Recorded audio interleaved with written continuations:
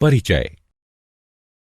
तुम अपने चारों तरफ अनेक प्रकार के जीव जंतु तथा पौधे देखते हो। ये सभी विभिन्न आकृति तथा आकार के होते हैं तथा दिखने में एक दूसरे से बिल्कुल भिन्न होते हैं, लेकिन इन सभी में एक चीज समान होती है। ये सभी जीवन की छोटी इकाई अर्थात कोशिका से मिलकर बने होते हैं। इसलिए इस मॉड्यूल के अंतर्गत हम कोशिका तथा उसकी संरचना के बारे में अध्ययन करने जा रहे हैं।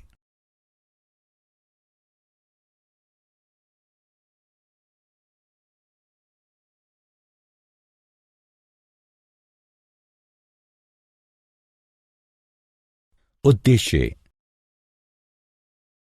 इस पाठ के अंत में आप निम्न करने में सक्षम हो जाएंगे: कोशिका तथा उसकी खोज के बारे में जानना, एक कोशिक तथा बहुकोशिक जीवों को परिभाषित करना, कोशिका की संरचना की व्याख्या करना, प्लाज्मा झिल्ली, कोशिका भित्ति, केंद्रक तथा कोशिका द्रव्य की संरचना तथा कार्यों का वर्णन करना।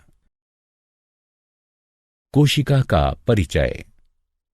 कोशिका जीवन की मूलभूत संरचनात्मक तथा क्रियात्मक इकाई है। प्रयोग। प्याज का एक छोटा टुकड़ा लो तथा चिमटी की सहायता से उसकी झिल्ली उतारो। इस झिल्ली को तुरंत पानी वाले वॉच गिलास पर रखो। एक कांच की स्लाइड लो। अब इस पर पानी की एक बूंद रखो तथा वॉच गिलास में रखी झिल्ली के इस छोटे से टुकड़े को इस स्लाइड पर रखो। अब इस टुकड़े पर एक बूंद आयोडीन विलयन की रखकर सुई की सहायता से इसे कवर स्लिप से ढक दो। अब इस स्लाइड को पहले कम शक्ति वाले तथा बाद में अधिक शक्ति वाले संयुक्त सूक्ष्मदर्शी की सहायता से देखो। ये सभी संरचनाएं एक दूसरे के समान होती हैं।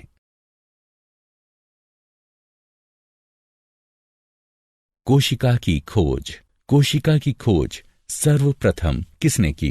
कोशिका की खोज सर्वप्रथम रॉबर्ट हुक ने सन 1665 में की थी। उन्होंने प्राथमिक सूक्ष्मदर्शी की सहायता से कॉर्क की पतली गांठ का परीक्षण किया तथा पाया कि इनमें अनेक छोटे छोटे प्रकोष्ठ हैं, जिसकी संरचना मधुमक्खी के छत्ते जैसी प्रतीत होती है। रॉबर्ट हुक ने इन प्रकोष्ठों को कोशिका का नाम दिया। प्रथम जीवित कोशिका की खोज ल्यूवेनहक ने सन 1674 में की थी। उन्होंने उन्नत सूक्ष्मदर्शी की सहायता से तालाब के जल में इस कोशिका का अवलोकन किया।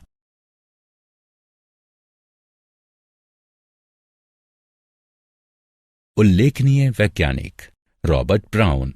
सन 1831 में उन्होंने कोशिका के भीतर केंद्रक की खोज की थी। J.E. प्रोकंज।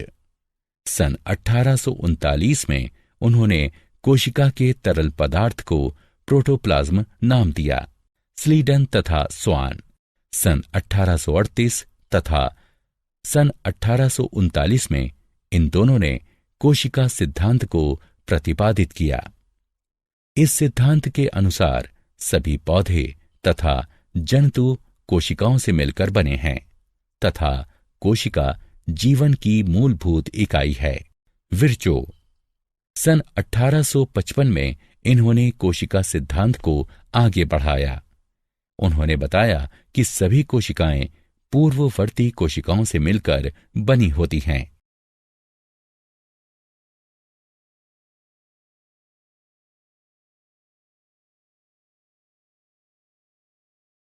जीवों के प्रकार। जीव दो प्रकार के होते हैं: एक कोशिक जीव तथा बहुकोशिक जीव। एक कोशिक जीव में एक कोशिका से पूरे शरीर का निर्माण होता है।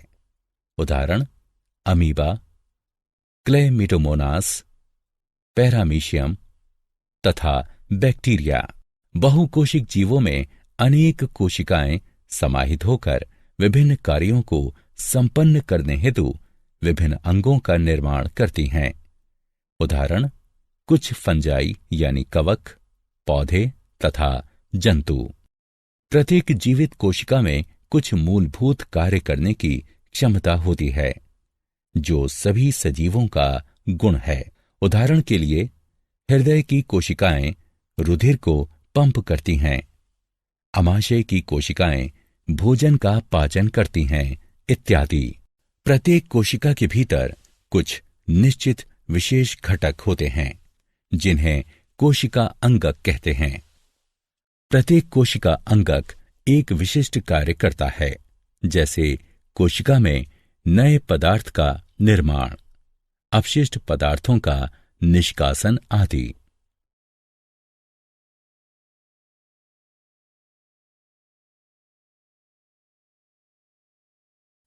कोशिका झिल्ली तथा उसके कार्य। कोशिका किससे मिलकर बनी होती है?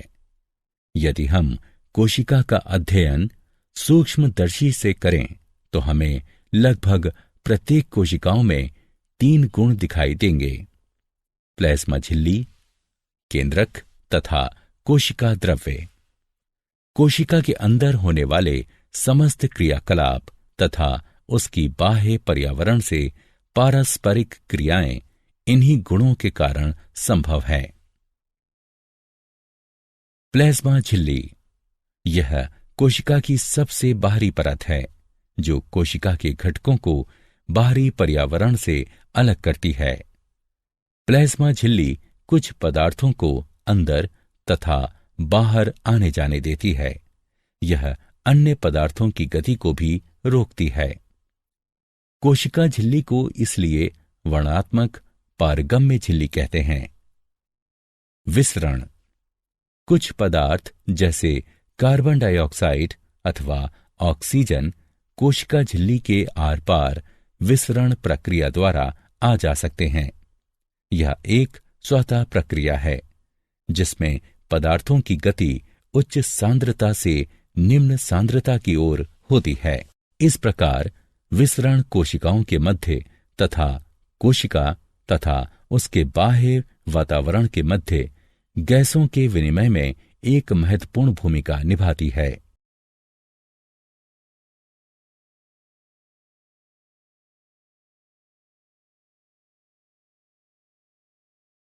परासरण वर्णात्मक पारगम्य झिल्ली द्वारा जल के अणुओं की गति होने की प्रक्रिया को परासरण कहते हैं। इस प्रकार परासरण में जल के अणु वर्णात्मक पारगम्य झिल्ली द्वारा उच्च जल की सांद्रता से निम्न सांद्रता की ओर गति करते हैं। इस प्रक्रिया में विलयन 3 प्रकार का हो सकता है: अल्प परासरण दाबी विलयन, अति परासरण दाबी विलयन या समपरासारी विलयन। अल्प परासरण दाबी विलयन यदि कोशिका को तनु विलयन वाले माध्यम अर्थात जल में शक्कर अथवा नमक की मात्रा कम और जल की मात्रा ज्यादा है, इसमें रखा जाता है तो जल परासरण विधि द्वारा कोशिका के अंदर चला जाता है तथा कोशिका फूल जाती है। ऐसे विलयन को अल्प परासरण दाबी विलयन कहते हैं।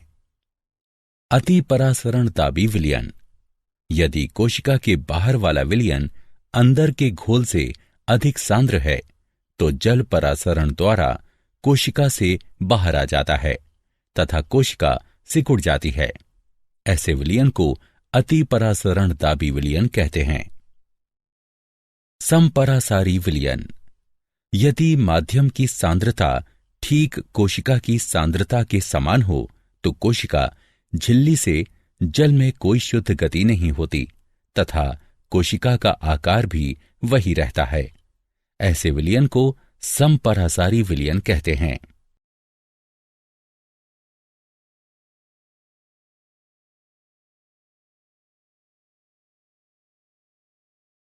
प्लाज्मा झिल्ली तथा उसके कार्य। प्लाज्मा झिल्ली के कार्य परासरण द्वारा एक कोशिक स्वच्छ जलीय जीव तथा अनेक पौधों की कोशिकाएं जल ग्रहण करते हैं। पौधों की जड़ों द्वारा जल का अवशोषण भी परासरण का एक उदाहरण है। इस प्रकार विसरण कोशिका के जीवन में जल तथा गैसों के आदान प्रदान की प्रक्रिया में महत्वपूर्ण भूमिका निभाता है। कोशिका अपने पर्यावरण से पोषण भी ग्रहण करता है। विभिन्न अणु एक प्रकार के परिवहन द्वारा कोशिका के अंदर तथा बाहर आते जाते हैं, जिसमें कि एटीपी के रूप में ऊर्जा की आवश्यकता होती है। प्लाज्मा झिल्ली लचीली होती है तथा कार्बनिक अणुओं जैसे लिपिड तथा प्रोटीन की बनी होती है। कोशिका झिल्ली का लचीलापन एक कोशिक जीवों में कोशिका के बाह्य पर्यावरण से अपना भोजन तथा अन्य पदार्थ ग्रहण करने में सहायता करता है। ऐसी प्रक्रिया को एंडोसाइटोसिस कहते हैं। अमीबा अपना भोजन इसी प्रक्रिया द्वारा प्राप्त करता है।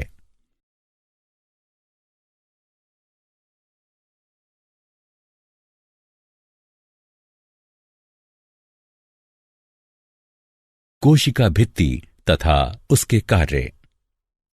कोशिका भित्ति पादप कोशिकाओं में एक और उभरी हुई बाह्य परत कोशिका भित्ति पाई जाती है, जो कि प्लाज्मा झिल्ली के बाहर स्थित होती है। पादप कोशिका भित्ति मुख्य रूप से सेल्यूलोज की बनी होती है। सेल्यूलोज एक बहुत जटिल पदार्थ है और यह पौधों को संरचनात्मक दृढ़ता प्रदान करता है।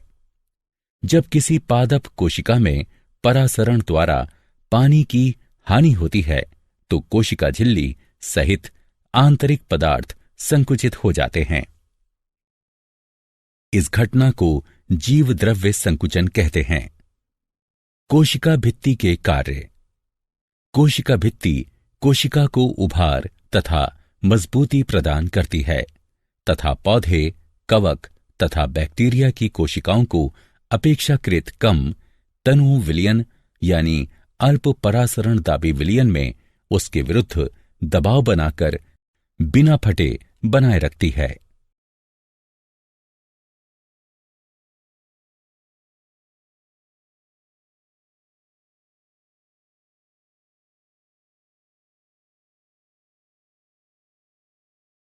केंद्रक तथा उसके कार्य। केंद्रक केंद्रक के चारों तरफ दोहरी परत का एक स्तर होता है, जिसे केंद्रक झिल्ली कहते हैं। केंद्रक झिल्ली में छोटे छिद्र होते हैं, जिसमें से होकर केंद्रक का पदार्थ केंद्रक के बाहर अर्थात कोशिका द्रव्य में जा पाता है। केंद्रक में गुणसूत्र यानी क्रोमोसोम पाए जाते हैं, जो कि कोशिका विभाजन के समय छड़नुमा दिखाई पड़ते हैं। गुणसूत्र यानी क्रोमोसोम में आनुवांशिक गुण होते हैं, जो डीएनए यानी डीऑक्सी राइबोन्यूक्लिक अम्ल के रूप में माता पिता से उनके संतति में जाते हैं। गुणसूत्र यानी क्रोमोसोम डीएनए तथा प्रोटीन के बने होते हैं। डीएनए के क्रियात्मक खंड को जीन कहते हैं। कोशिका जब विभाजित होने वाली होती है तब ये गुणसूत्र क्रोमेटिन पदार्थ के रूप में व्यवस्थित हो जाते हैं। कुछ जीवों जैसे बैक्टीरिया में कोशिका का केंद्रीय क्षेत्र बहुत कम स्पष्ट होता है, क्योंकि इसमें केंद्रक झिल्ली नहीं होती है। ऐसे जीवों को प्रोकैरियोट कहते हैं। जिन जीवों की कोशिकाओं में केंद्रक झिल्ली होती है उन्हें यूकैरियोट कहते हैं। केंद्रक के कार्य। केंद्रक कोशिकीय जनन में महत्वपूर्ण भूमिका निभाता है, जिसके अंतर्गत एक अकेली कोशिका विभाजित होकर दो नई कोशिकाओं का निर्माण करती है। यह कोशिकीय क्रियाकलापों को भी नियंत्रित करता है।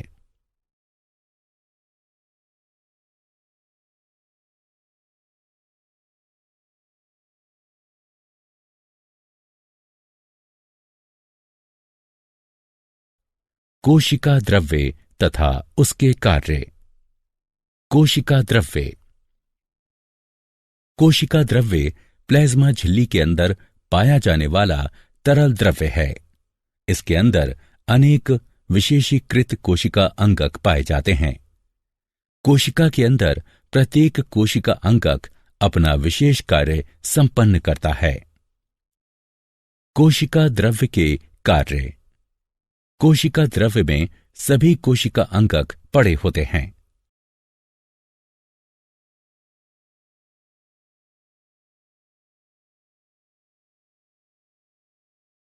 सारांश।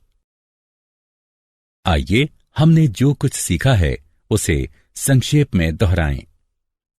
कोशिका की खोज सर्वप्रथम रॉबर्ट हुक ने 1665 में की थी।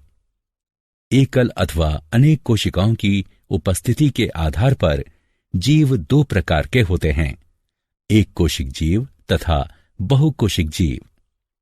प्रत्येक कोशिका के भीतर कुछ निश्चित विशेष घटक होते हैं जिन्हें कोशिका अंगक कहते हैं, जो कि एक विशिष्ट कार्य करते हैं। प्लाज्मा झिल्ली कोशिका की सबसे बाहरी परत है जो कोशिका के घटकों को बाहरी पर्यावरण से अलग करती है। प्लाज्मा झिल्ली वर्णात्मक पारगम्य झिल्ली की भांति भी व्यवहार करती है, क्योंकि यह कुछ पदार्थों को अंदर तथा बाहर आने जाने देती है, जबकि अन्य पदार्थों की गति को रोकती है। वर्णात्मक पारगम्य झिल्ली द्वारा उच्च सांद्रता से निम्न सांद्रता की ओर जल की गति होने को विसरण कहते हैं। पादप कोशिकाओं में एक और उभरी हुई बाह्य परत कोशिका भित्ति पाई जाती है, जो कि प्लाज्मा झिल्ली के बाहर स्थित होती है। पादप कोशिका भित्ति मुख्य रूप से सेल्यूलोज की बनी होती है, जो कि कोशिका को मजबूती प्रदान करती है। केंद्रक एक गोल या अंडाकार बिंदु सदृश संरचना है, जो कि प्रत्येक कोशिका के केंद्र के आसपास पाया जाता है। यह कोशिकीय जनन में महत्वपूर्ण भूमिका निभाता है तथा कोशिकीय क्रियाकलापों को भी नियंत्रित करता है। कोशिका द्रव्य प्लाज्मा झिल्ली के अंदर पाया जाने वाला एक तरल द्रव्य है। इसके अंदर अनेक विशेषीकृत कोशिका अंगक पाए जाते हैं।